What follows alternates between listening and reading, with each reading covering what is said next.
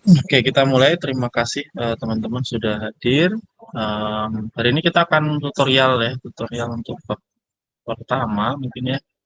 Em, saya coba usahakan akan ada tutorial lagi sekali atau dua kali lagi ya, karena sebetulnya harusnya nggak tahu saya berapa, 4 kali atau 5 kali gitu ya sebelum tes. Tapi karena baru diputuskan, jadi ya semuanya pada kejar-kejaran gitu ya. Kelas lain mungkin sudah minggu ini langsung ngejar berapa pertemuan tutorial. Nah, saya sendiri agak kesulitan, jadwal saya penuh terus. Bahkan akhir pekan pun saya udah ada jadwalnya, agak sulit. Kita mulai aja untuk malam ini, nanti habis itu kita diskusikan mau ketemu. Oke, tutorial pertama itu ya, itu terkait dengan pertemuan di bab 1 lah ya, pertemuan pertama. Ada beberapa soal yang sudah disediakan sama tim fisika dasar gitu ya.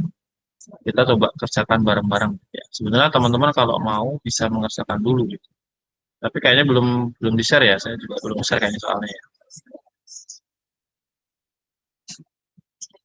Kalau mau teman-teman lihat dulu, coba dipikirkan caranya, baru kita kerjakan bareng.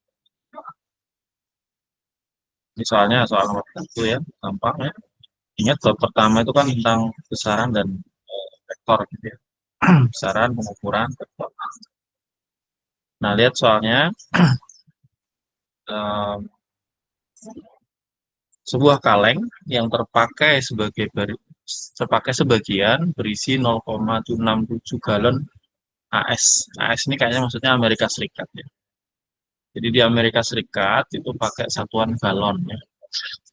Jadi bukan meter kubik, bukan liter, tapi satuan volumenya ada yang galon dan standar Amerika.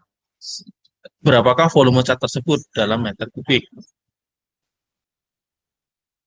Yang kedua, jika seluruh sisa cat, yaitu sekitar 0,67 galon ya, digunakan untuk melapisi sebuah dinding secara merata, di mana luas dindingnya 13 meter persegi, berapakah ketebalan lapisan cat basah? Berikan jawaban dalam meter. Jadi ketebalannya berapa meter? Ketebalan catnya tadi. Ketika dilapisin merata ke seluruh dinding yang luasannya segitu.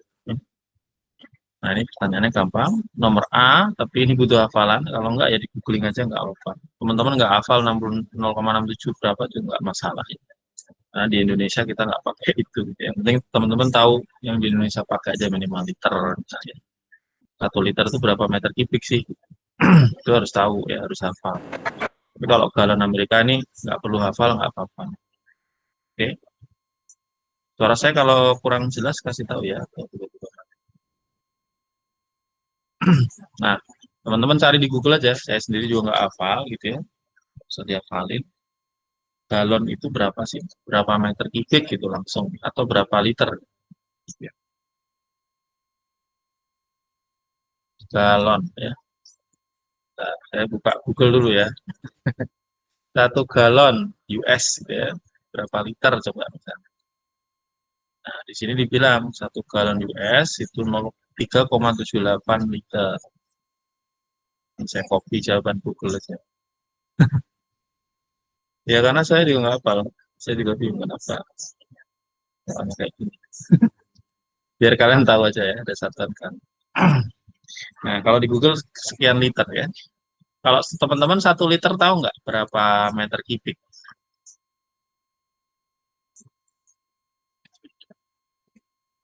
Ada yang tahu?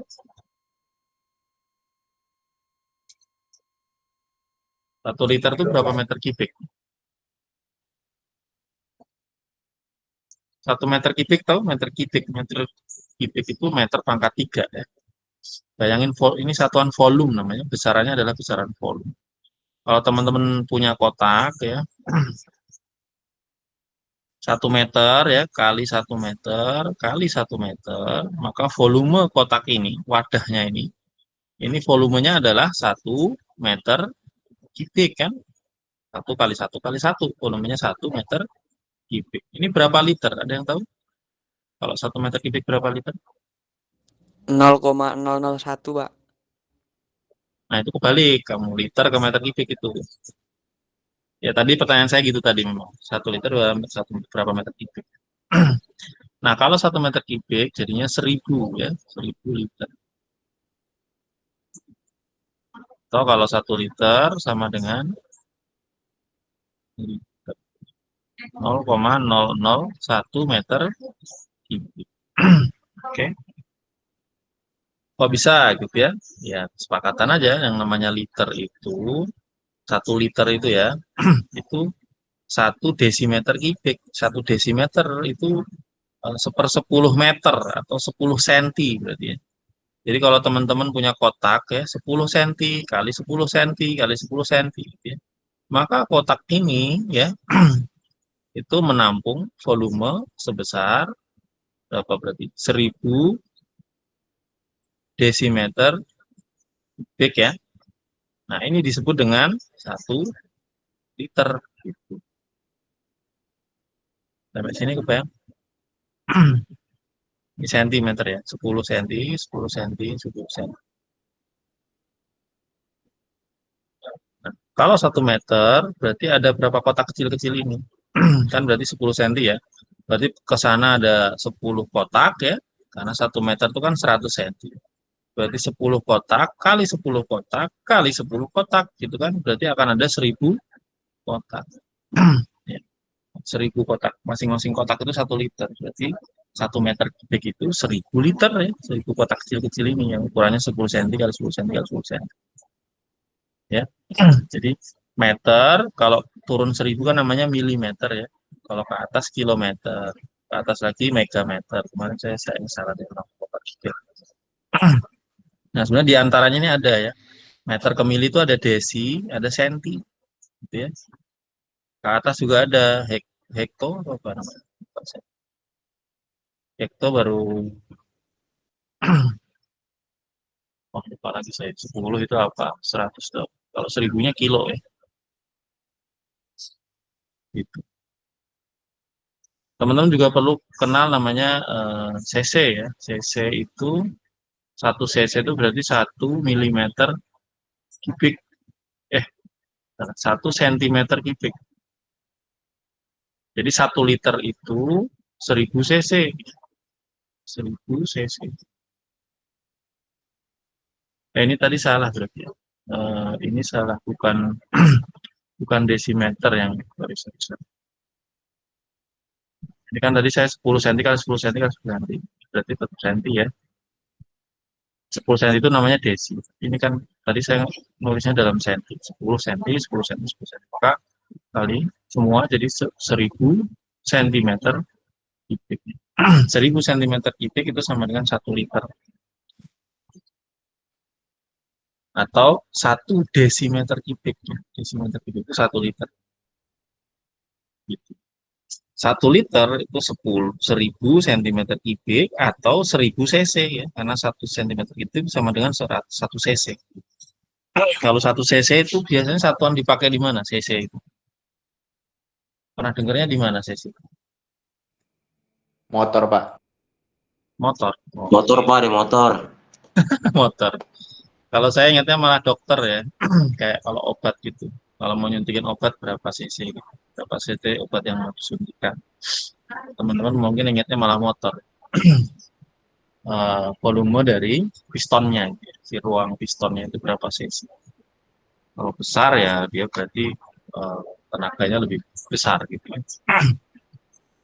Kuat nanjak misalnya. Atau akselerasinya lebih besar bisa jadi. Nah, saya kurang tahu sih masalah itu. Tentu dipengaruhi hal lain. Tapi kalau cc-nya besar berarti tenaganya lebih kuat. Powernya lebih kuat. Karena ruang pembakarannya lebih besar. Ya. Tapi jadinya ya boros ya. Oke. Ini masalah satuan volume. Jadi teman-teman di Indonesia paling nggak tahu liter ya. Kalau 1 liter itu kotak 10 cm kali 10 cm kali 10 cm. Bayangin kotak segitu itu berarti isinya 1 liter. Kamu isi minyak ya berarti itu minyak 1 liter. Kamu isi udara, udara 1 liter. Kamu isi air, air 1 liter. Beratnya tapi beda ya. Air, minyak kan beratnya beda. Tapi sama-sama 1 liter. Volume, liter itu volume, bukan berat ya. Bedakan volume dengan berat. Ada orang salah persepsi masalah itu. Gitu ya. Misalnya dia ada minyak gitu ya, minyak minyak apa, Sanpo gitu ya. Terus saya 2 liter. Nah, ditimbanglah sama orang itu, ditimbang, ternyata beratnya cuma 1,9 kilogram. Wah, berarti penipuan Sanko, salah Sanko, Sanko menipu publik gitu ya. Enggak gitu. Ini liter itu satuan volume, bukan massa gitu ya. Jadi tidak bisa disamakan. Yang sama ya, 1 liter sama dengan 1 kilogram itu air. Air akan mendekati ini, 1 liter mendekati hampir sama persis ya 1 kilo. Tapi kalau minyak ya enggak.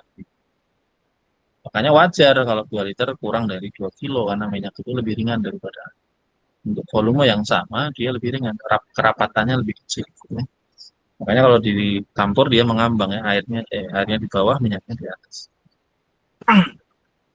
Jadi jangan bayangkan atau jangan salah membayangkan volume dengan massa, beda ya. Tidak sama. Oke, sampai sini bisa dipahami ya. Nah, sekarang kalau misalnya sekian liter berarti volume dalam meter kubik berapa? Ya berarti tinggal 3,784 ini kali 1 liternya itu berarti 0,001 meter kubik. Berarti 0, ini kan berarti sama kayak dibagi 1000 ya. 0,00374 meter kubik. Itu 23. Nah, jawabannya segini ya yang A. Jadi jawabannya adalah 0,003784 ya meter kubik. Kira-kira segitu. Itu adalah satu air, bukan air, tat 0,67 galon itu volumenya sama dengan sekian meter kubik. Kalau air, air itu 1 liter 1 meter kubik ya. Sorry, 1 liter itu 1 kilogram. Artinya kalau kamu punya 1 meter kubik tadi, ini air segini ya, kotak 1 meter kali 1 meter kalau 1 meter, itu kan ini 1000 liter ya. Padahal 1 liter air itu 1 kilogram. Berarti masanya berapa kalau 1 meter kubik kayak gini? Masa air nih.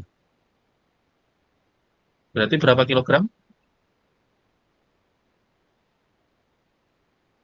Air 1 meter kubik. Berarti berapa kilogram?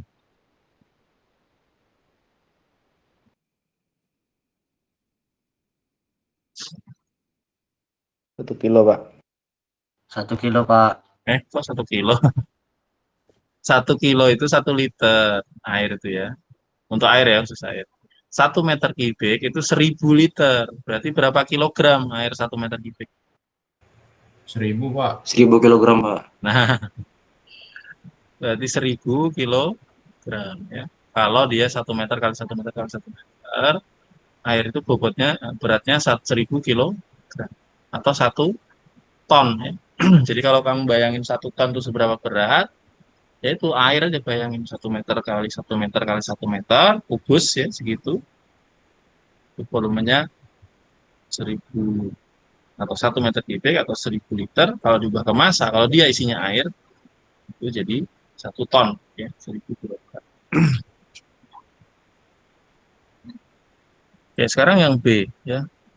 Jika seluruh sisa cat tadi 0,67 ini, sebentar. Ini belum dikalikan, Ding. Sorry, yang A belum selesai. Yang A ini perlu kamu kalikan 0,67 kali ya. Kali segini. Ini kan baru 1 galon sekian meter kubik. Jadi dia perlu kamu kalikan dia berapa galon tadi. Jadi 0,67 kali ini jawabannya ya. Sekarang yang B. Yang B ini berapa tebal catnya kalau dilapisin ke dinding 13 meter persegi. Ini ada 13 meter persegi. Terus kamu lapisin cat. Gitu ya. Catnya yang tadi 0,67 tadi. Dicat gitu kan. Semua. Nah, tebal lapisan catnya jadi berapa meter gitu pertanyaan. Dianggap merata ya.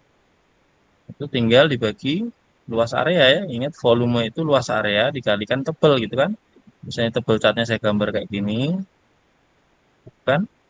Maka kamu disuruh nyari tebelnya ini berapa. T misalnya gitu ya. Atau apa, X gitu ya. Tebelnya berapa sih gitu. Volumenya kan sudah tahu ya, 0,67 kali sekian meter kubik. Dibagi ke luasan 13 meter persegi. Berarti X-nya berapa? Tinggal volume dibagi luas areanya. Berarti kan? Jadi nanti ketemu ya. 0,67 kali sekian tuh misalnya apa, kotak, luas areanya 13 meter persegi ya. Berarti sekian meter kubik. Ya, nanti kubik sama kuadratnya dicoret tinggal meter. Jadi nanti ketemu sekian meter. Udah tinggal dibagi doang 13. Jadi ketemu tebalnya adalah segitu meter. Tentu kecil sekali ya, ini aja udah kecil volumenya. 0,67 kali 0,003784 meter kubik dibagi 13.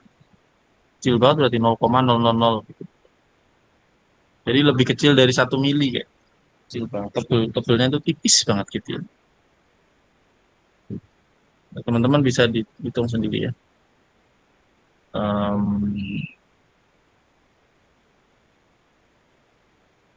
Kalau di kunci jawabannya ketemunya 0,00 nolnya 3 kali ya 0,000195 meter. Nanti teman-teman bisa cek ya. Detailnya ya. Ketemunya 0,000195 meter. Atau kalau dijadiin mili sebetulnya 0,2 milimeter sampai tadi di sini 0,2 mili. 1 mili kamu bagi jadi 5 ya. Detailnya segitu. Oke, udah ya. Sekarang kita nomor 2. Ya, ini saya record, nanti saya taruh di YouTube ya. Kalau misalnya mau belajar lagi, nanti teman-teman tinggal.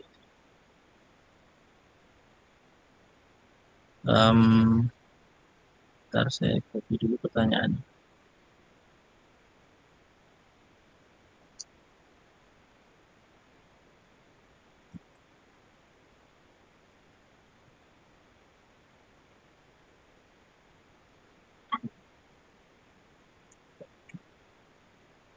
Oke, ini pertanyaan nomor 2. Oke, sebuah pegas tergantung di langit-langit ya. Dengan sebuah benda bermassa M digantungkan di ujung pegas. Jadi misalnya langit-langitnya pegas, ada massa di bawah. Misalnya M. Benda tersebut ditarik ke bawah. Jadi dia udah imbang ya, udah stabil, tapi ditarik ke bawah. Sehingga meregang, kemudian dilepaskan. Benda tersebut berosilasi naik dan turun, dan waktu T yang dibutuhkan untuk satu siklus, atau disebut dengan periodenya, ya, periodenya T. Ya. Dinyatakan dalam, jadi nanti diperoleh persamaan 2pi akar M dibagi K. Ya, di periodenya nanti segini rumusnya. Di mana K dikenal dengan konstanta pegas. Ya, ini namanya konstanta pegas. Konstanta pegas. Agar persamaan tersebut benar secara dimensional, apakah dimensi dari K? Jadi teman-teman disuruh nyari dimensinya si konstanta ini itu apa? M itu massa, T itu periode. Berarti T periode itu berarti satuannya apa? Detik ya? P. Ya, berarti dia dimensinya waktu. Ya. Kalau ini dimensinya massa. Nah, ini dimensinya apa? Nah, nanti dimensi kalian disuruh nyari K itu dimensinya apa kira-kira. Atau secara sederhana satuannya apa sih? Nah, itu. Oke. Caranya gimana? Ya, tinggal dibalik aja berarti ya. Berarti kalau saya balik gimana? T kuadrat. Ini saya tulis dimensinya berarti ya. Nanti. Dimensinya waktu itu ya T ya. Kalau panjang itu kan L, kalau massa itu M, kalau waktu itu kan T. Ini tetap T ya. Berarti T kuadrat, atau saya tulis dulu rumusnya aja. Saya balik ya. Biar jadi K sama dengan. K sama dengan apa sih gitu kalau dibalik. Kalau saya kuadratin maka ini jadi 4pi kuadrat M dibagi K ya kan. Akarnya jadi hilang ya. Jadi kuadratin kanan kuadrat. Sehingga K rumusnya apa jadinya? Ada yang bisa bantu saya? K rumusnya apa?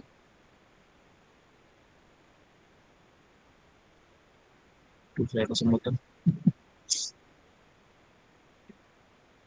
K rumusnya apa? Guys. K-nya di bawah nih. 4pi kuadrat M dibagi K. Berarti K-nya apa rumusnya?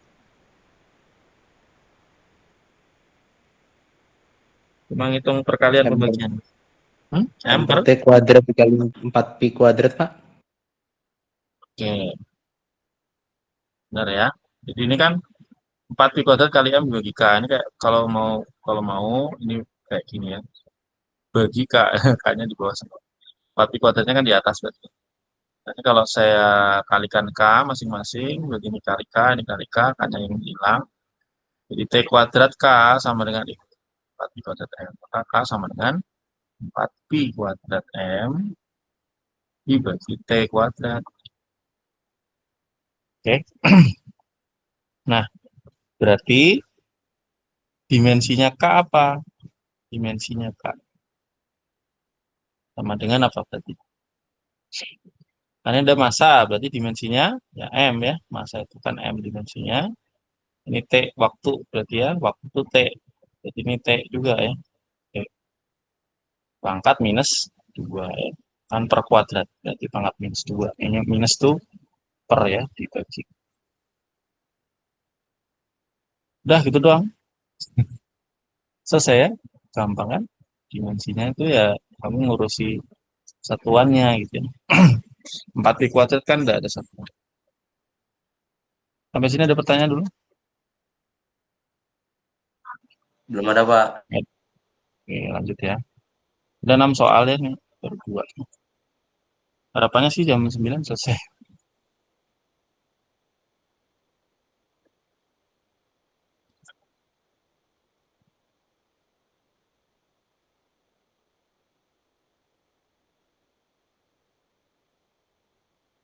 Oke, udah kelihatan belum ya? Oke, ini ada soal ketiga ya.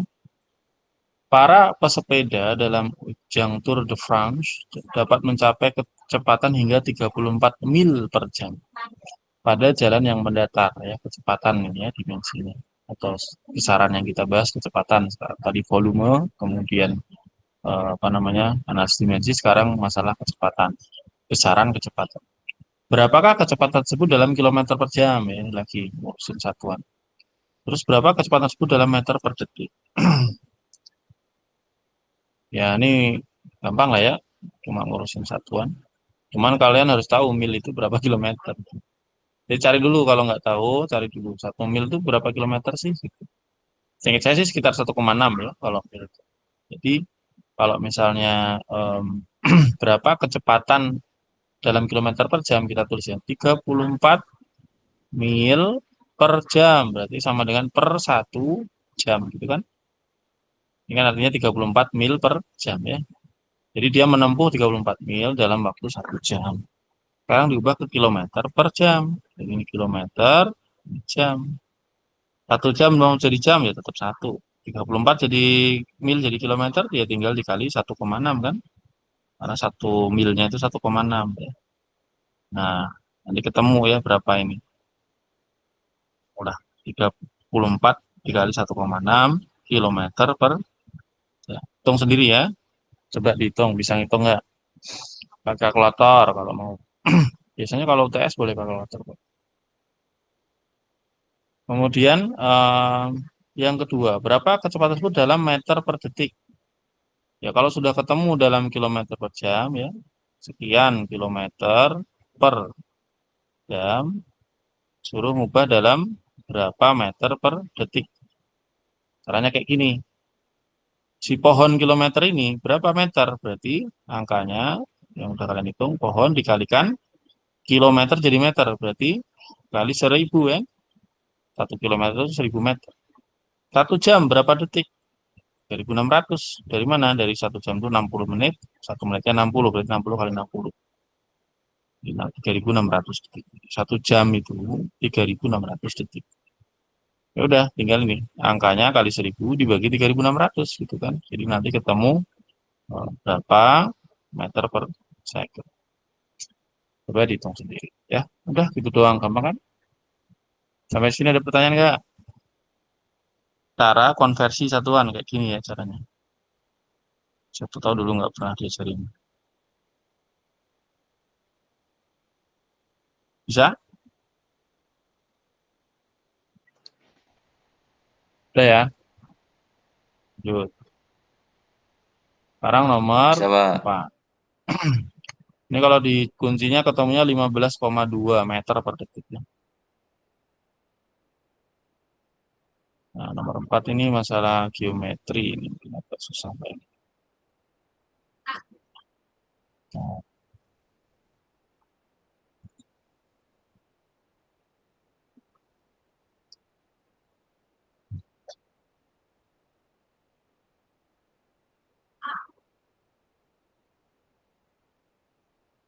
oke, kelihatan ya ini.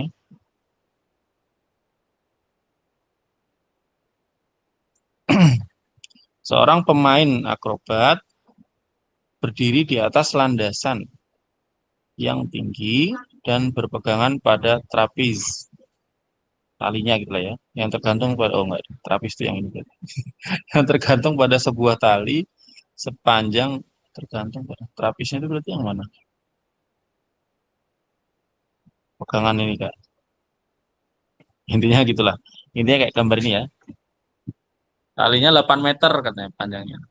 Talinya melar enggak ini? Kayaknya enggak ya maksudnya. Kalau enggak nanti enggak bisa dihitung. Enggak dikasih tahu apa-apa. Berarti kalau enggak dikasih tahu apa-apa ini talinya dianggap tidak melar ya. Ketika di sini 8 meter, ketika di sini ini dari sini sampai ujung sini juga tetap 8 meter gitu ya. Tepat sebelum melompat, tali tersebut membentuk sudut 41 derajat. Nah, sudutnya 41 derajat sebelum dia lompat. Nah, terus lompat. Berarti kan badannya turun ya. Ngek gitu kan. Badannya akan turun karena ini tadinya miring banget, sekarang nggak terlalu miring. Ya, kalau pas di sini misalnya, ya dia ini tetap 8 meter ya. 8 meter. Cuman karena nggak miring, jadi ini agak ke bawah jadinya. Nah, pertanyaannya, lalu melepaskan trapez yang pada saat posisinya 0,75 meter di bawah ketinggian awal. Jadi pas di sini ini 0,75 di bawah posisi awal tadi, disuruh nyari tetanya. Berapa teta ini? Sudut ini ya. Yang dibentuk oleh tali trapez terhadap garis vertikal pada saat pemain akrobat melepaskan. Ini masalah geometri, masalah sin cos saja. Jadi ketika awal sudutnya ini 8 meter, sudutnya 41. Teman-teman berarti bisa cek ya ketinggiannya berapa gitu ya. Kalau ini dihitung mendatar gini nih, panjang dari sini ke sini nih berapa nih? Pas saat awal itu. Nah, ini berapa sih si merah ini? Ya. Dari mana? Berarti pakai sin cos apa tangan?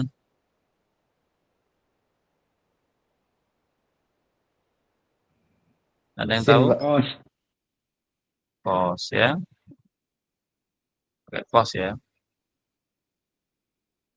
Kenapa? Karena sampingnya sudutnya ya. Jadi cos 41 derajat itu akan sama dengan yang merah ini, saya misalnya tulis sebagai apa ya? Y gitu ya. Y, nanti Y bingung lah. Biasanya trigonometrika pakai X dan Y. Pakai apa ya? Um, pakai apa dong? H lah ya. H. Merah ini H ya. Panjangnya H. Berarti cos 41 itu sama dengan H dibagi 8 kan, benar ya? Samping sudut dibagi yang panjang. Jadi sudutnya yang ini ya, 41 jam. Jadi artinya hanya bisa dicari ya. Dan cari dulu hanya berapa. H sama dengan 8 dikali cos 41 derajat. Apa nih? Ketemu ya. Hanya ketemu. Lalu, nah ini orang ini kan kemudian pindah ya dari tadinya situ ke sana. Talinya tetap 8 meter ya. Talinya nggak molar. Artinya, terus dia bilang bahwa ini bawahnya ini adalah 0,75. Ya, bawahnya ini 0,75. Atau sama dengan yang di sini kan, 0,7. Pertanyaannya, sudutnya berapa yang di sini? Theta ini berapa? Jadi kamu punya segitiga yang baru sekarang. Di mana talinya tetap 8, ke bawahnya sampai dia lurus ke sini ini, ya, itu adalah H ditambah 0,75 kan? Dia bilang gitu kan, ini 0,75. Ini 0,75. Jadi H ditambah 0,75. Ya di situ tuh posisi yang barunya. Disuruh nyari theta. Hanya tadi udah ada ya angkanya. Jadi ini ketemu angka berapa. Berarti kalau ditanya sudutnya, berarti kamu bisa memanfaatkan apa? Sin, cos, apa tangan sekarang?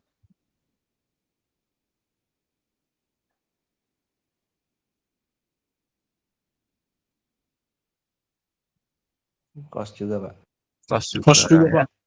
Karena ini sampingnya sudut ya, bukan depannya sudut. Jadi cos theta yang baru ya, itu akan sama dengan samping ya, H ditambah 0,75, hanya berapa? Ditunggu tadi. Dibagi 8. Jadi nanti ketemu cos theta itu berapa. Thetanya dicari pakai anti cos ya. Kalau di kalkulator pakai shift, tombol shift, cos gitu kan. Nah, cos dari si ini hasilnya ini kayak kotak. Udah dicari di kalkulator. Apa gitu ya. Kalau di kunci nggak tahu bener nggak ini.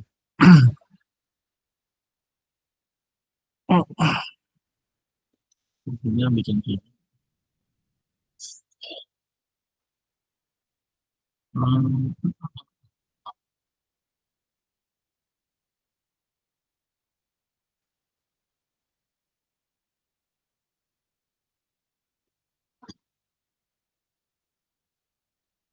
Ketemunya kalau dikunci 31,96 derajat. Gitu. Sekarang cek ya, bener nggak ini? 31,86 derajat. Gitu. Udah ya, nomor 4 udah, sekarang nomor 5.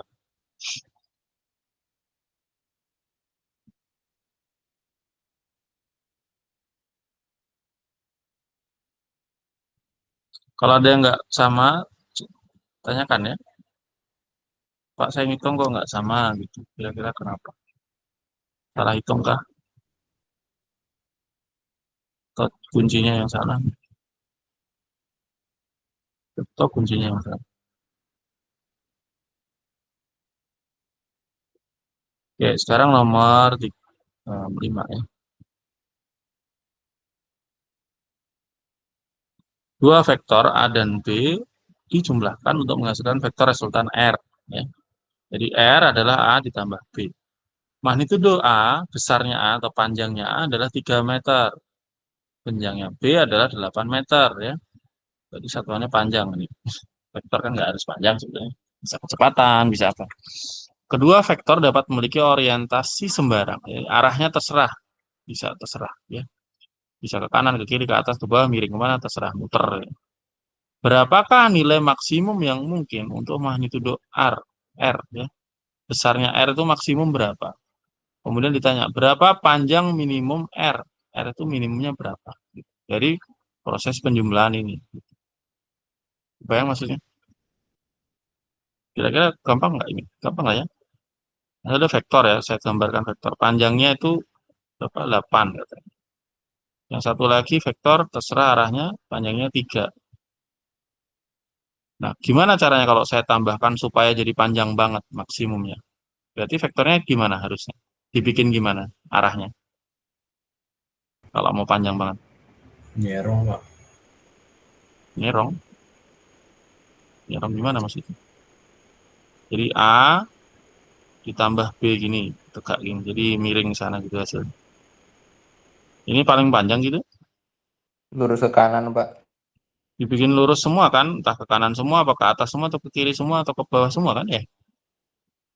Jadi dibikin aja sama arahnya ya. Ini 8, 3-nya dibikin searah misalnya sama-sama ke kanan. Nah ini pasti jadi yang paling panjang kan, jumlahannya ini.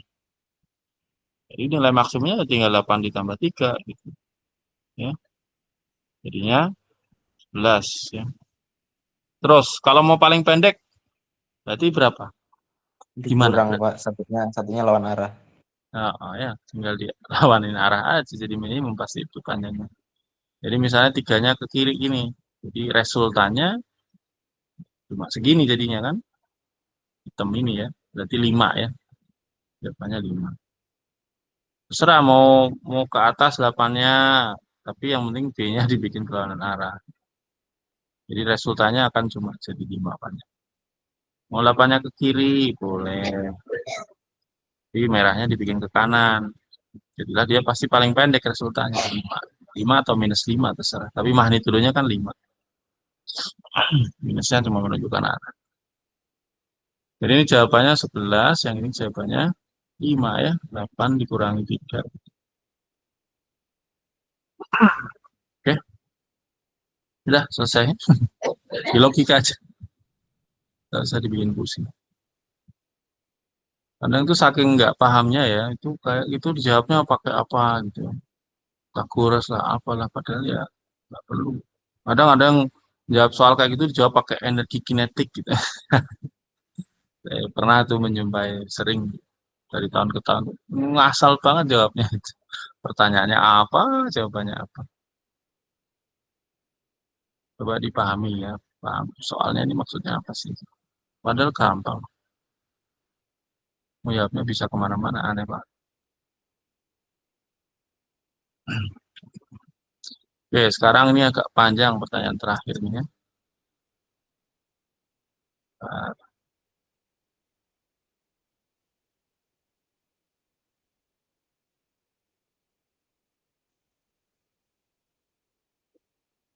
udah kelihatan belum nih? Oke, semoga Sudah, Pak. kelihatan. Tim ekspedisi dari BMKG dan ITERA melakukan perjalanan ke Pegunungan Jayawijaya untuk memasang sensor cuaca yang akan memantau curah hujan, suhu, dan intensitas cahaya selama musim hujan. Sensor ini harus terhubung ke sistem komunikasi pusat di base camp yang berada di Lembah Baliem dan mengirimkan data ke satelit melalui sistem 96. Apa maksudnya? Sensor ini harus terhubung ke sistem komunikasi pusat di base camp yang berada di Lembah Baliem. Karena kecelakaan saat menyeberangi sungai Mamberamo, peralatan komunikasi canggih rusak. Tim memiliki walkie-talkie dengan jangkauan maksimal 4,8 km, kompas, dan pengukur jarak laser. Jalur yang ditempuh dari base camp adalah sebagai berikut. 550 meter ke barat, 275 meter ke selatan, 750 meter ke barat, 900 meter ke timur, timur laut, sorry. Sudutnya 45 ya. 800 meter ke barat, 400 meter pada arah 30 derajat ke barat dari selatan. Pada arah 30 derajat dari barat ke selatan. Oke. 2,2 kilometer ke selatan di lereng konstan. Berakhir di dataran tinggi yang 350 meter lebih tinggi dari base camp. Apa ini? Pertanyaannya, seberapa jauh posisi sensor dari base camp? Apakah masih dalam jangkauan komunikasi walkie-talkie?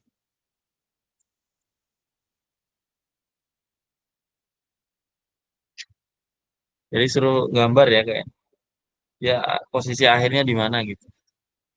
Tentukan arah geografis dari base camp ke lokasi sensor, misalnya dalam bentuk theta ke selatan dari barat. Gitu ya. Hitung sudut elevasi dari base camp ke sensor.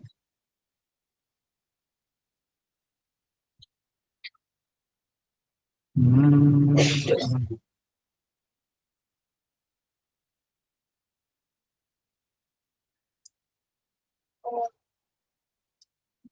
Agaknya kalau yang aman. Bentar.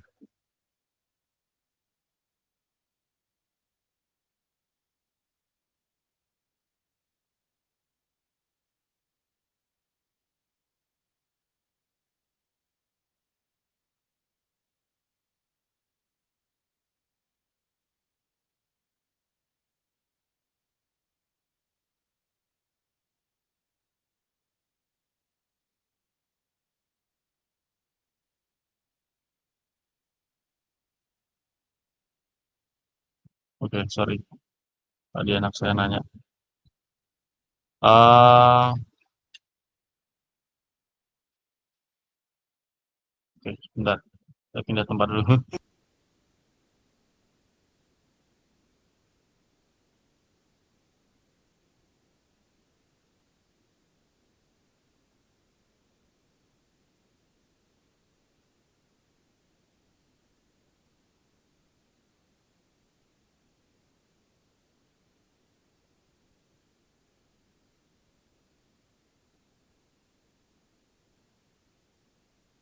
Oke. Kalau tadi. Nah, intinya ini kamu disuruh nyari ya, perubahan posisinya seperti apa. Melakukan perjalanan ke perjalanan untuk akan mantap cuaca. Kalau misalkan saya iklan komunikasi itu saja hanya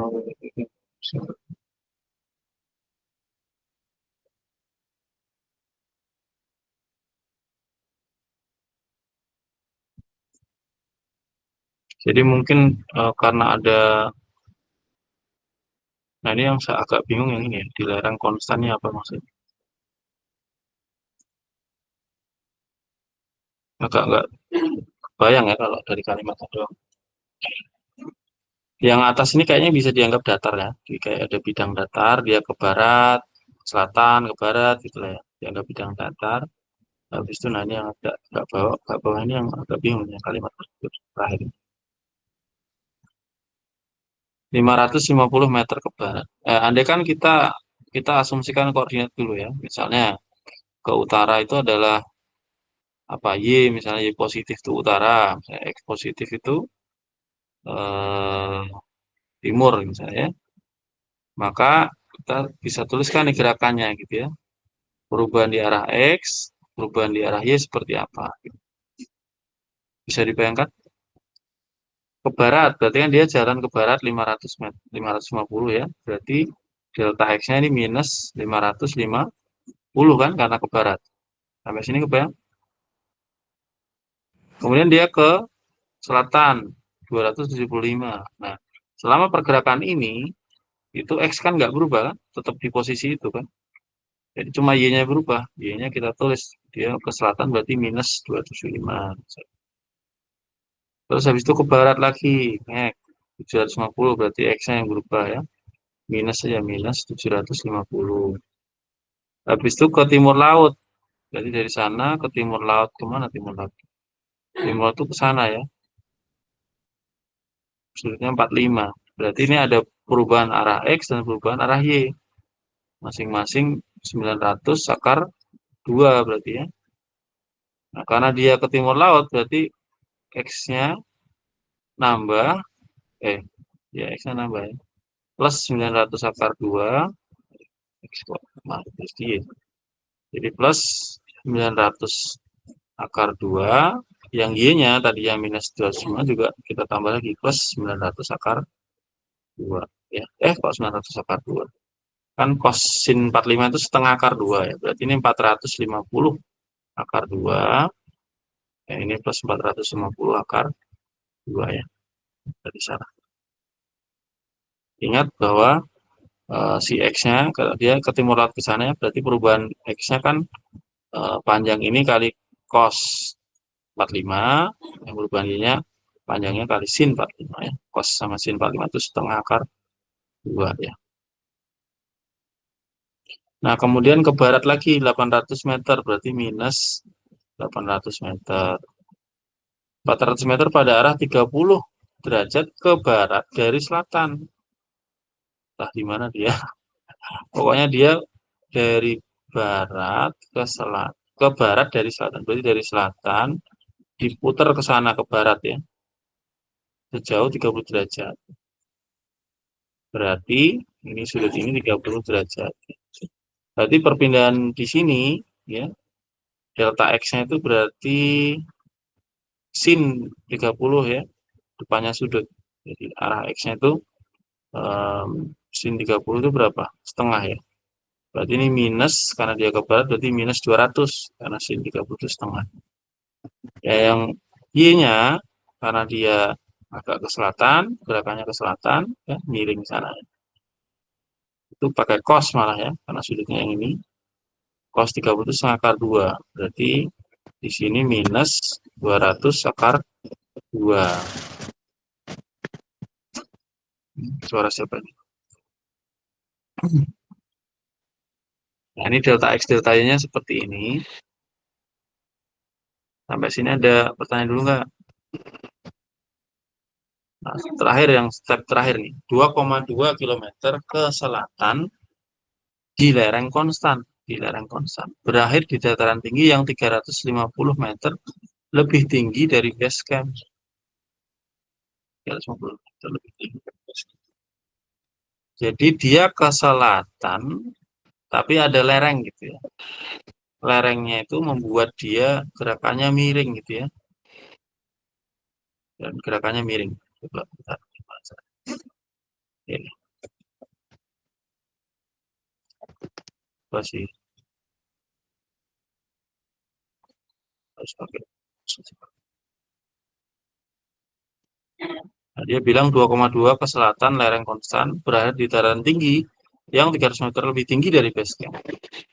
Saya gambar ya, miringnya aja. Ini yang suaranya masuk siapa? Tolong di mute dong.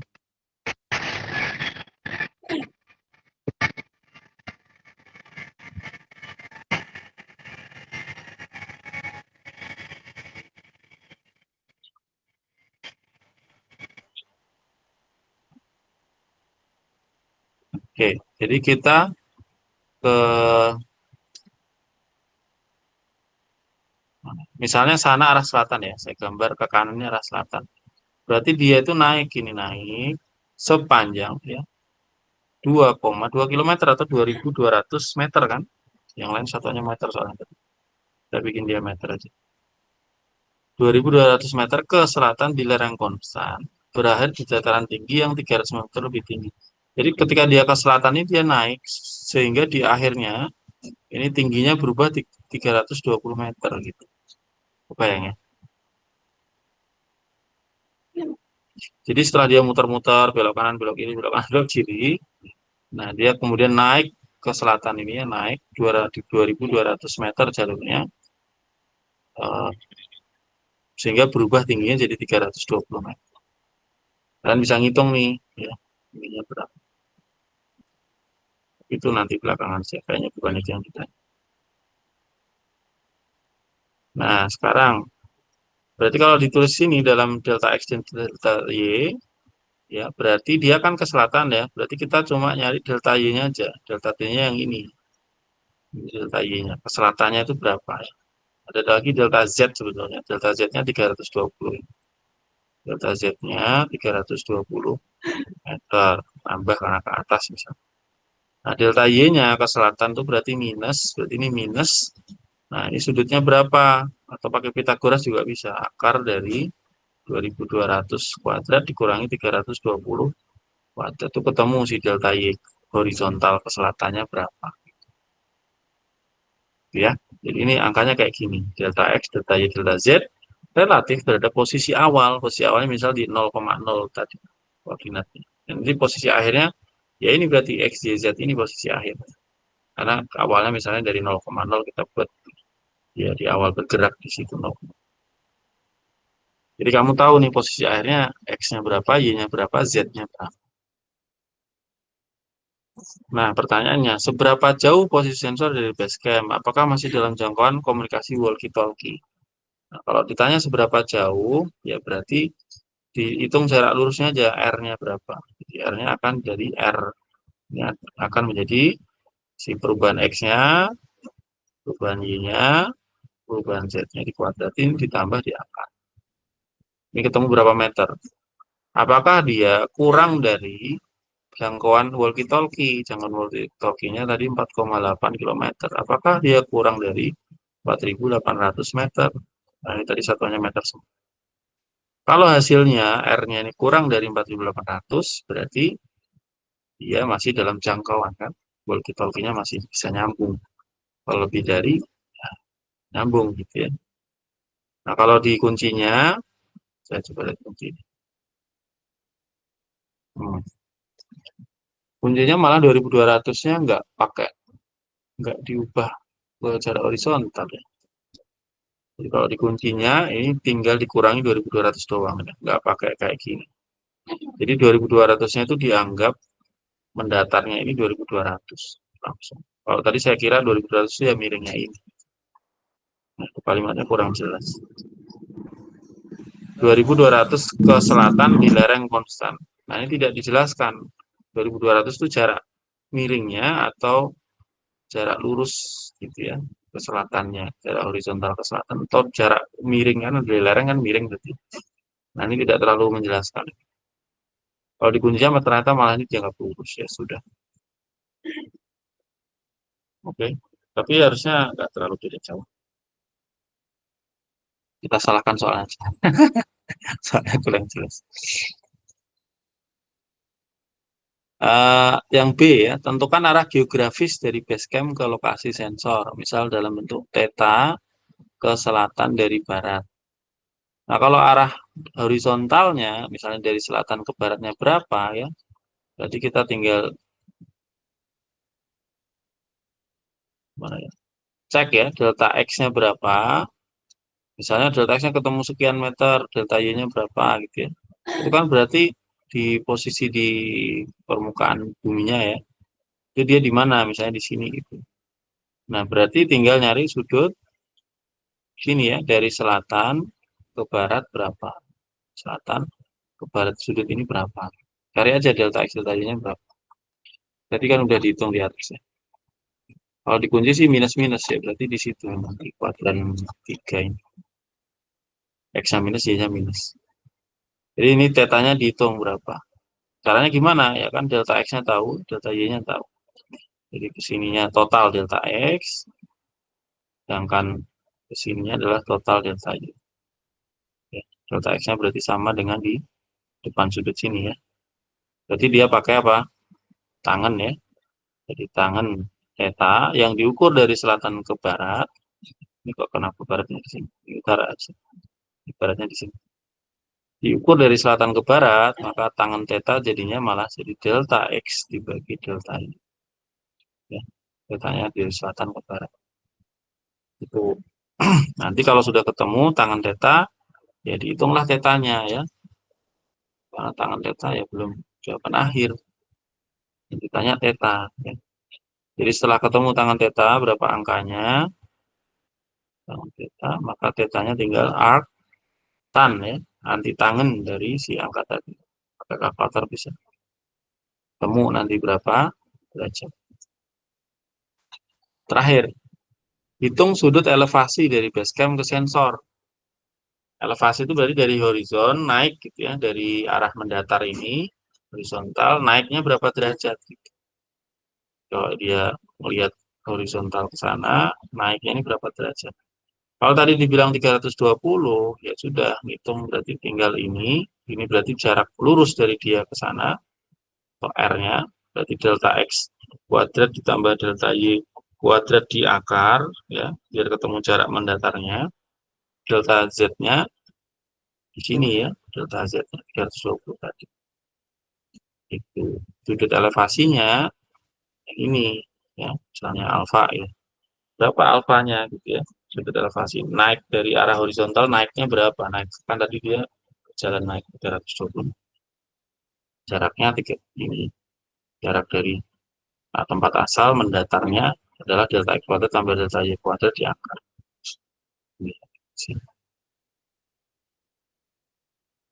Nah, berarti cara nyari alfanya pakai tangan lagi ya. Tangan alfa itu sama dengan delta Z dibagi akar dari delta X final tadi ya. Delta Y kuadrat tambah di akar. Nanti ketemu tangan alfanya, ketemu suatu angka ya. Suatu angka, misalnya bintang. Ya. Maka alfanya tinggal arctan dari bintang. Kalau di kalkulator pakai shift tangan, ya angkanya dimasukin atau ans kalau mau udah dihitung sebelumnya. Nanti ketemu ya berapa derajat. Gitu. Kalau dikunci, nanti kalian bisa lihat kuncinya saya share.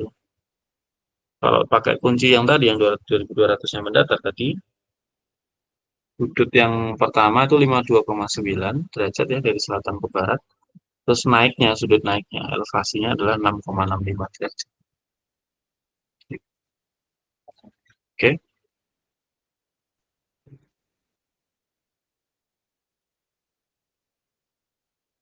Sampai sini ada pertanyaan?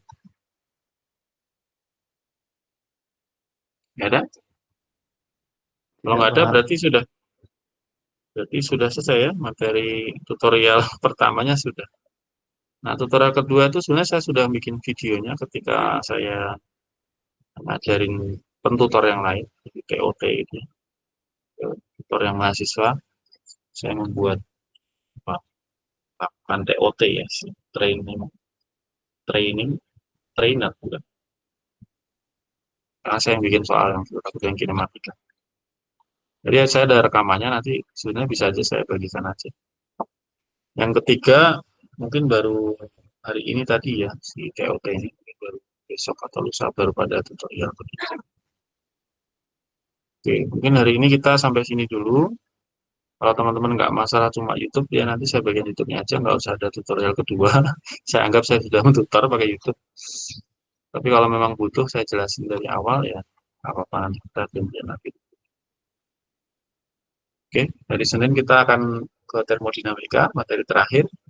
Habis itu ada kuis ya. Nah, teman-teman saya ingatkan hari Senin nanti ada kuis.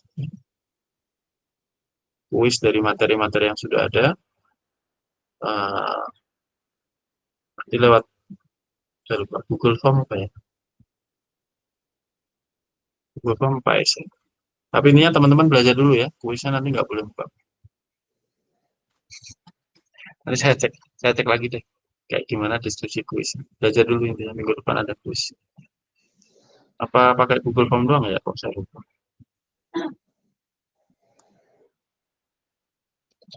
Ada yang tahu nggak kuis? Udah diumumin belum? Belum, Pak.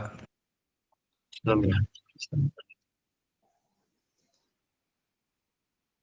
Kuis akan dilaksanakan pekan depan, pekan ke-7 kuliah pada jam kuliah masing-masing dengan durasi 20 menit. Jumlah soal 5.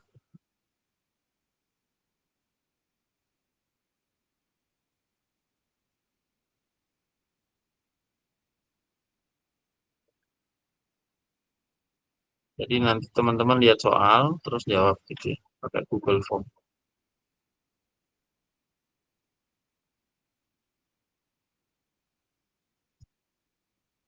Oke. Ya mungkin itu dulu pengumumannya. Iya, Pak. Jadi dulu. Saya akhiri pertemuan hari ini. Saya dulu buat bukti ya.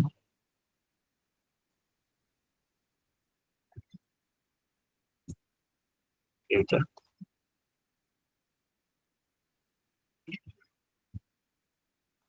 Oke.